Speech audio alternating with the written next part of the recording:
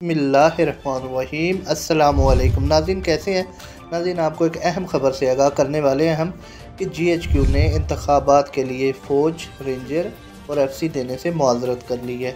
GHQ ने सूबे में इंतखाब के लिए ये माज़रत की है। GHQ की जानिब से ये मुरासला वज़ारत दाखिला को मौसूल हो चुका है। इस हवाले से हमारे ज़राए ने बताया कि मुरासले में GHQ ने मौक़िफ़ इख्तियार किया है कि कौमी असम्बली के 64 हलकों और सूबों में इंतखाब के लिए अहलकारों की तैनाती मुमकिन नहीं।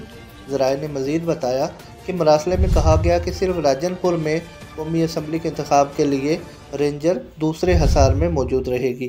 ख्याल रहे कि इलेक्शन कमीशन ने ज़िमनी और सूबों में आम इंतखाब के लिए पाक फ़ौज और रेंजर की तैनाती की दरख्वास्त की थी।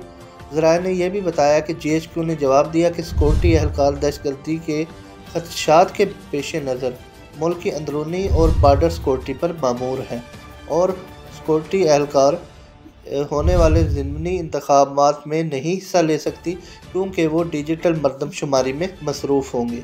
वीडियो देखने का बहुत शुक्रिया। हमारे चैनल को सब्सक्राइब कर लीजिए। Thank you.